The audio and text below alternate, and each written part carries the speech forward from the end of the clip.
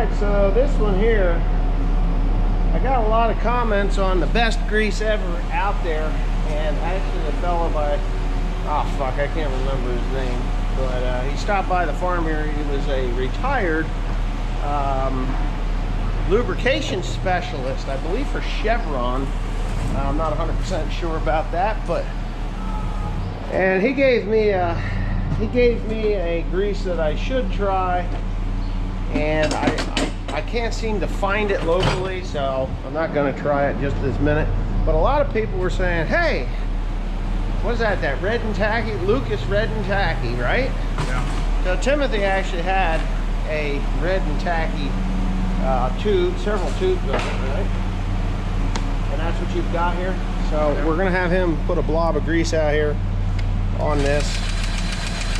No more. That's good. So there's your Red and Tacky grease. Same hammer, same spot. Let's see what kind of interesting result we get here.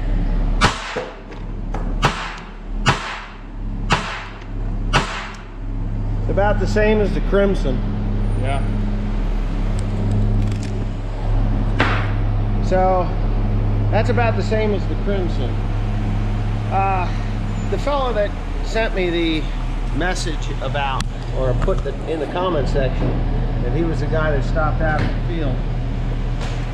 He's a very smart man because he's worked in this field for a long time. He was saying that the grease, what is it, Mobil XTC, high temperature or extreme high speed, not high temperature, but high speed oil grease would be better because of the base oils that are in it.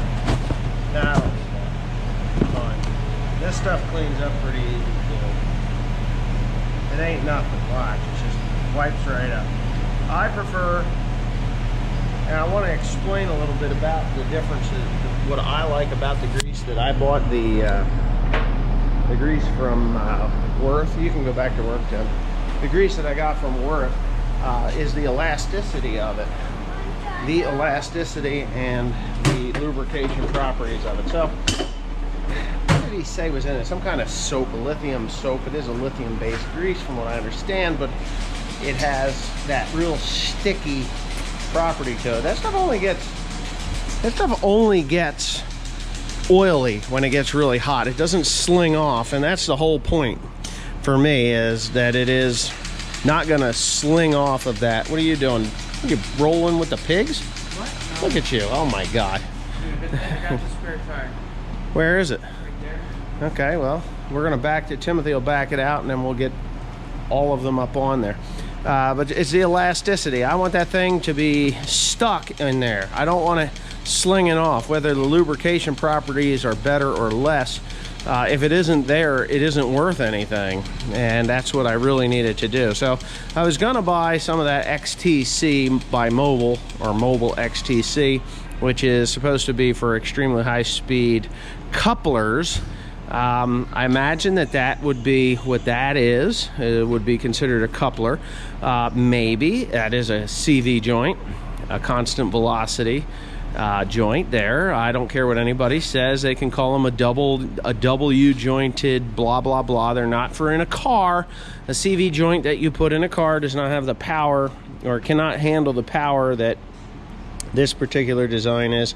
And I'm not an engineer of power takeoff shafts. When I buy them, they are called constant velocities when you buy them, so I can only tell you what I buy, and that's what that is, and that's it. So I really need the oil or the lubrication to stick in there.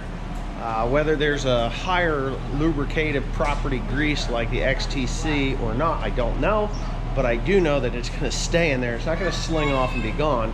It's going to stick in there and lubricate continuously. So that's the whole plan, and I think we're good. So go ahead and back that thing out of there, Timothy. Put William in that truck so that we can do this correctly without too much trouble. And then we're going to go ahead and get the baling twine up on this wagon. So I'm thinking maybe we'll put the tires in the front. I don't know. I think the tires ought to go all the way in the back, and then we'll put the We'll put the twine on the front side. There's only 4 balls. Come on, let's go. Jeepers creepers. Damn, barking orders again. Anyway, there we go. Let me shut this off.